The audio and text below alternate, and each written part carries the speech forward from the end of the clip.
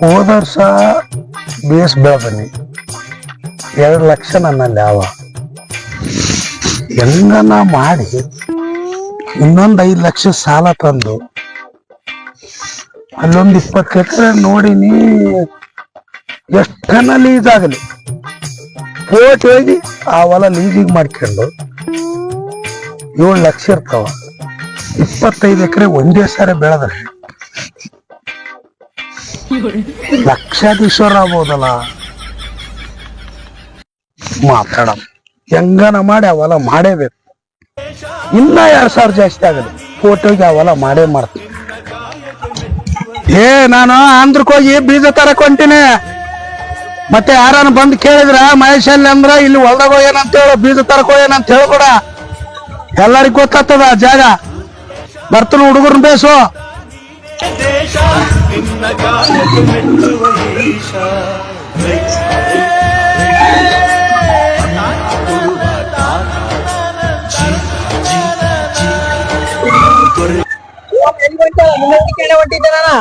ಇಲ್ಲೇ ಊರಾಗ ಹೋಗಿ ಕಾಯಿಪಲ್ಲೆ ತಗೊಂಬರ್ತೀನಿ. 20 ಎಕರೆ ಹೊಲ ಮಾಡಿದಲ್ಲ ಫೋಟೋ ಮಾಡ್ಬೇಕ್ರಿ. ರೊಕ್ಕಿದ್ರಿ ಅಂತ ಹೊಲ ಬೇಕು. 3 ಲಕ್ಷ ಮಾಡಿದ್ದೇವೆ, 5 ಲಕ್ಷ ಕೊಟ್ಟು ಮಾಡಿದಲ್ಲ. ಮತ್ತೆ ರೊಕ್ಕ ಕೊಟ್ರೆ ಯಾರಾದ್ರೂ ಕೊಡ್ತಾರ ಹೊಲ. ನೀನು ಬರ್ಬೋದು ನಾಳೆ 6 ಲಕ್ಷ ಅಂತ ಮುಂದಿನ ವರ್ಷ. ಅಷ್ಟು ದೊಡ್ಡವರಲ್ಲ. ಬೇರೆ ತಮ್ಮ ಹೋಯ್ ಹಂಗ ಇಲ್ಲೇ ಊರಾಗ ಹೋಗಿ ಬರ್ತೀನಿ. ಹಲೋ ಎಲ್ಲಿದ್ದಪ್ಪ? మీరు ఎక్కడ ఉన్నారండి? నన్ను చెప్పిన అడ్రస్ రండి, జల్ది రండి. ఎవరు తోలుకోరండి? ఒకరే రండి. వచ్చానప్ప. జల్దండి మీకోసం పెట్టానా 20 ఎకరాలు కానీ చెప్పారు కదా మీరు. మీకోసం పెట్టానా గింజలు తీసుకొని పోతండి. జల్దండి. ವಸ್ತಾನು ಎಲ್ಲಾರ್ದು ಬೆಸ್ ಆಯ್ತಪ್ಪ.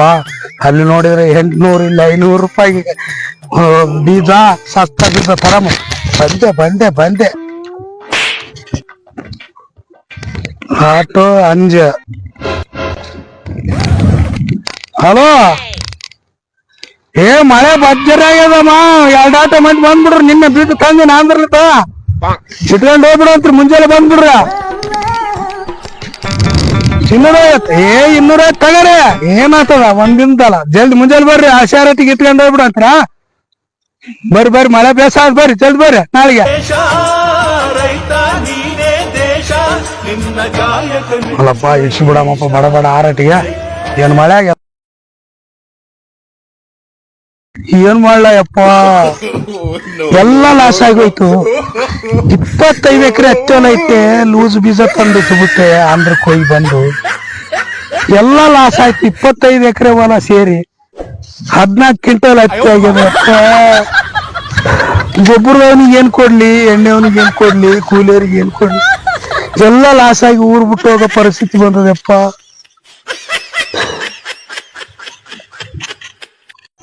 ದಯಮಾಡಿ ರೈತ ಬಾಂಧವರಲ್ಲಿ ಮನವಿ, ಅತಿ ಆಸೆಗೆ ಹೋಗಿ ಗತಿಗೇಡು ಎನ್ನುವಂತ ನಾವು ಮಾಡಿರ್ತಕ್ಕಂಥ ವಿಡಿಯೋದ ಸಾರಾಂಶ ಏನಂತಂದ್ರೆ, ನೀವು ಉತ್ತಮವಾದಂತ ಬೀಜ ನಿಮಗ ಪರಿಚಯ ಇರ್ತಕ್ಕಂಥ ಸ್ಯಾಟಿಸ್ಫೈಡ್ ಅಂಗಡಿ ಅಥವಾ ಅಧಿಕೃತ ಮಾರಾಟಗಾರರ ಮಳಿಗೆಯಲ್ಲೇ ತಗೊಂಬರ್ರಿ.